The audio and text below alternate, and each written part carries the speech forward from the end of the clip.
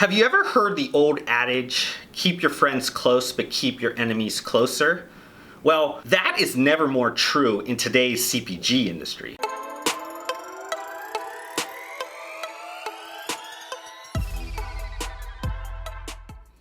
For decades, there was this kind of match made in heaven that was between CPG brands and brick and mortar retailers. And how this kind of went was that CPG brands would sell their products to these brick and mortar retail partners at a wholesale price. The brick and mortar retailers would then put these products on their shelves at a little bit of an increased price from the wholesale price that they bought it from. And those products were placed next to other competitors within the same category in which that CPG brand was selling their product. To differentiate themselves, the CPG brand would market to the brick and mortar retail's customers in a way that allowed them to sell more through that brick and mortar retail partner. And the best CPG brands at this sales and marketing model would win big. And the result of this was the very massive mega CPG portfolios that are still in existence today. And those retail partners that sold these mega CPG portfolios products were able to just sit back, relax, enjoy this amazing friendship. That was until the internet came and just disrupted everything. Initially, the CPG industry thought it was bulletproof from the internet. And that was primarily because during the Dotcom Bubble, most of the startups that were proclaiming that e-commerce was the future of retail ended up crashing. But out of all that carnage that happened during the dot-com bubble, there was one internet retailer that emerged, one that survived this dot-com bubble, and that was Amazon. And at the time, what we really didn't know to the level that we do today was that Amazon had ambitions to essentially take over the world, including CPG heavy retail channels like grocery. But let's not blame Amazon for everything that's going to be in this video. I don't want that to be the case. I never want that to be the case because I believe there's a lot of different sides to every story. And let's talk about one of those sides. You also had these brick and mortar retail partners that decided to essentially stress test their relationship with CPG brands. During those initial years during the Great Recession and just when we were kind of coming out of it,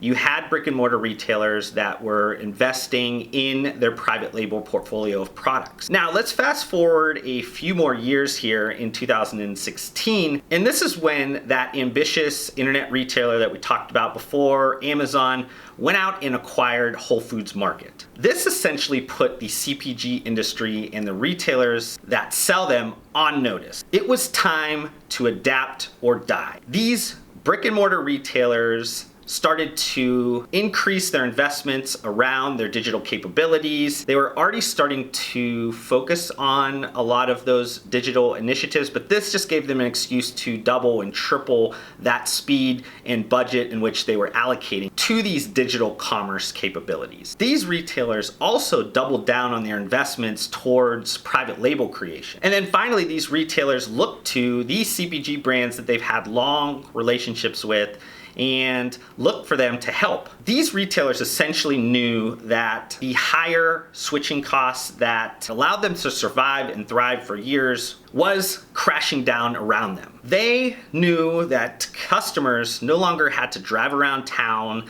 to shop with their competitors. They could easily just be sitting in their home, shopping online, and using a lot of the new fulfillment options available to them to save time and be a lot more convenient to their personal situation. So that meant that retailers needed to start thinking about how do we create an exclusive experience, and the easiest way to think about that is through the products that you're offering. So they were really focused on private label creation and really focused on creating private label products that their customers would love and would effectively help them to mitigate some of the switching cost losses that was attributed to the shift to online retail. And then finally, because you were able to easily price check things and you didn't have to drive around town to purchase those products that maybe are priced a little bit differently, they were really leaning on the CPG brands that were driving business for them for a long period of time through some different pricing and promotional strategies to ensure that they could compete in this new environment. Now, to touch base on the CPG brands and what they're thinking in all of this, when the acquisition of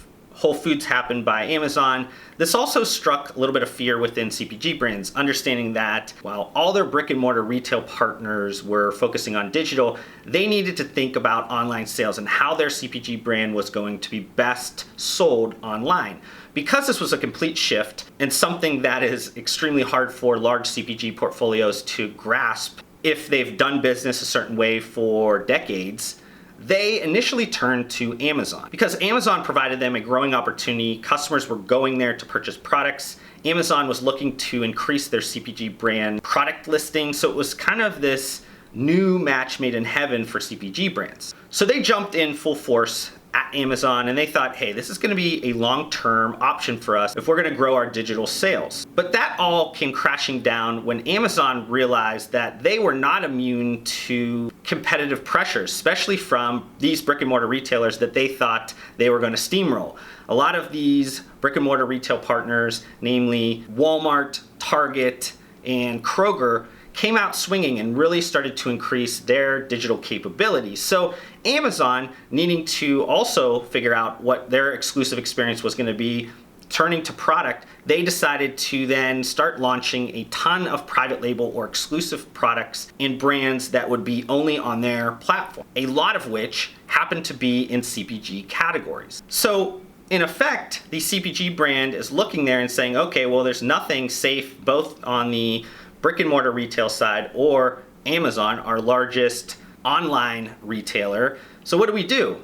We finally have to open a direct-to-consumer site, which completely shifted all kinds of things within the CPG brand, from talent they needed to acquire to a lot of the processes.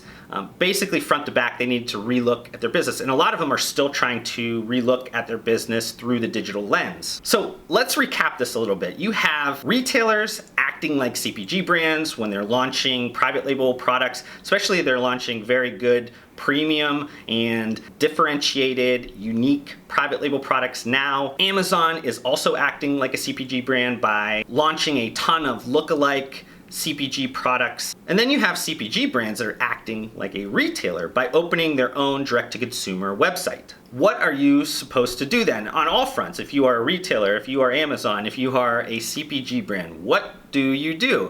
It goes back to that you keep your friends close, but you keep your enemies closer. CPG brands need retail partners right now. CPG brands also need Amazon right now. Retail partners need CPG brands right now.